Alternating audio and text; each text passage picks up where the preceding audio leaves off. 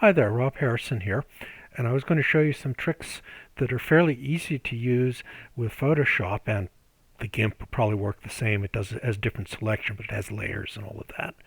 And these are related to the idea of what's called highlight editing or zone editing, where you treat your image very much the way you would have treated black and white and large print, where you have zones that you expose for and all of that. Don't really have that with an electronic camera, but you do have data, and you can do some things very similar to it. So the first thing I'm going to do is open a picture. It's a little bit of this is one where my artistic vision, isn't that great, was to have a picture of some gorse and the clouds behind it on Dartmoor. We were visiting when I had visiting my family. So yeah, even though I'm a Yank, I spent a lot of time in England. And so this is the raw image. Works best with RAW. You can do it with JPEGs, but your mileage might vary. So what you see here is there's one region of very high intensity stuff. That's the sky, actually, mostly in this one. And then some low stuff down here. And those are hitting the range of which my camera could capture. Now, my camera was a Sony a7 III, so it's a pretty darn good camera. So this was not, this is pretty normal thing to see on a high quality electronic digital camera. So the first thing I want to do is I want to save that information in the picture that I'm going to generate and work on. And the easiest way to do that is tell it to damp the highlights. And you see how that just shifted. That means that's there. The information's there. It's grayer, which is okay. And since there's some stuff in the shadows, I'm going to raise the shadows a bit too. Okay. And so now I've created a picture. All of the details are visible, but it's still sort of bleh. It's not quite as bleh as it was, but it's still bleh. So we open it up. Goes over to Photoshop proper. And first thing I always do when I'm doing this kind of work is to duplicate the layer. And the reason for that is really twofold. One of them is that I can check back and forward, make sure I'm not doing anything really weird. And the other reason I like to do it is sometimes if you overdo the contrast or you get some weird little artifacts, the easiest way to fix them is to just add a copy of the background in. And you can do that very easily if you have two layers. It's very hard to do it if you only have one. So now you select, and in an image like this, selecting the sky usually works really well. And it did. You see, it selected the sky. So then we can go and we can do things with it. Now here I have to give you a warning. You say, oh, I'm going to hit auto tone. Yay, that's awful.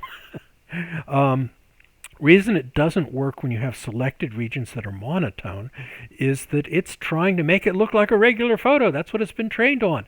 And it's not a regular photo. It's the sky. So I'm going to hit Control Z, which is the undo, adjustments and levels. And now we've got yet another histogram.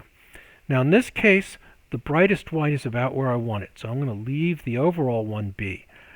Down here is the darkest dark, and there's nothing there, but I'm going to leave it as well because it doesn't, it unanchors the image. And instead I'm just going to move the midtone up a little bit. And maybe a little bit more. And maybe a little bit more. That's probably a bit too much. So about here is where I want it to be. Okay. One of the things I'm looking at is right here in this junction. I don't want to create any really artificial layers. So overdoing it's not a great idea. Then we go to select and we go to inverse. And the only thing that hops is that the boundary is now on top of the selection thing.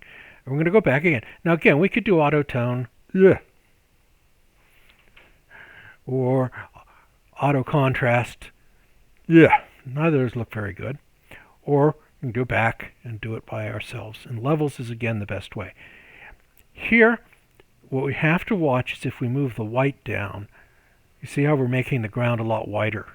So this stuff is way, way, way too white. So I'm going to move that there. And once again, I might adjust up the dark a little bit. Okay, so that I'm into the features. And I'm going to adjust this to control the overall lightness of the thing and overall contrast. And I'm going to find something that looks nice. About like that. Okay?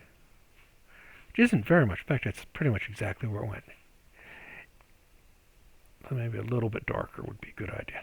A little bit more contrast, a little bit more bounce. Hit OK. Now I can select, deselect, and then take a look.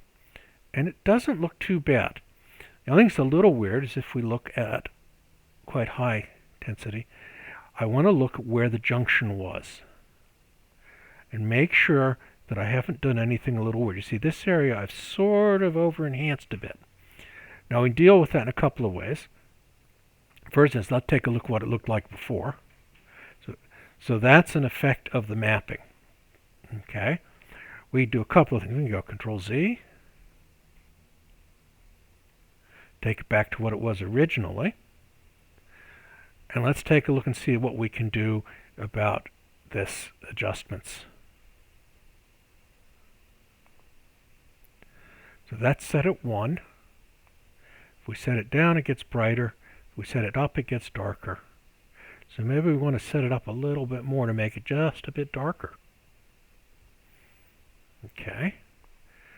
Now, I have to say OK because it won't let me do it otherwise. Let's fit it all on the screen. That's pretty intense. Now we've over-darkened this area in here, but we can adjust it if we want to, or we can think about this a second. What I'm going to do is select, deselect, so everything's together. Maybe I could deal with the whole image. First, let's see what autotone does. Sometimes that fixes it. It doesn't do much. How much does auto contrast do? Not much. Let's see what happens to do with brightness and contrast. Love to hit their auto, because that gives you an idea. And actually, look at that. That's not bad. Okay, I might just leave that. I might increase the contrast a bit. I think it under-contrasted it. That look? I think that looks pretty good. So let's see what we got. That's what we have now. Enhanced, it has snap, it has jazz. That's what it looked like originally, just sort of dull and flat. And I haven't just juiced up the contrast and the intensity.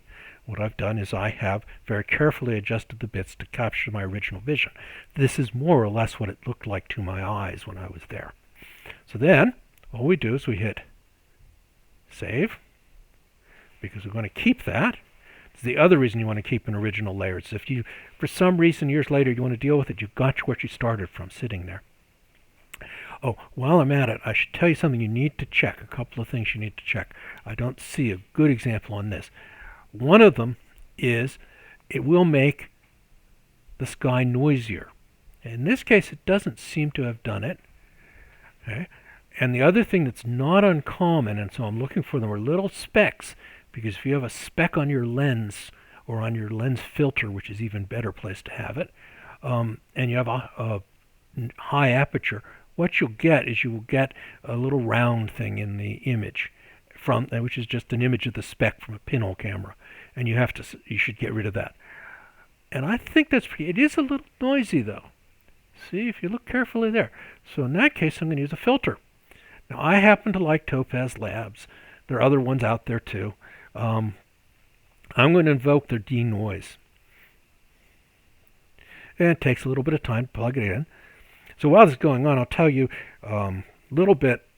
I'm set up a fine art website, www.robertharrisonfineart.com, and I encourage you to take a look at it. It's where I post the things that I've generated. Come on, slowly, slowly, slowly, slowly. I suspect the screen capture is interfering with this. But that would, when that comes up, that'll smooth things out very nicely. Come on.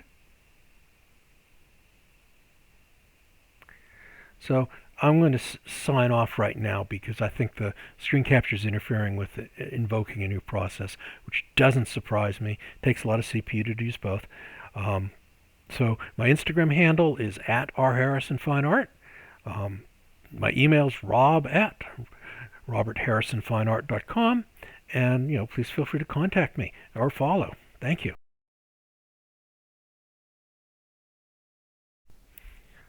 some more of me. Anyway, as soon as I paused, it all popped up very nicely. And so this shows what the interface looks like. And what we're going to do is just run it very quickly. Apply. Say it's low noise.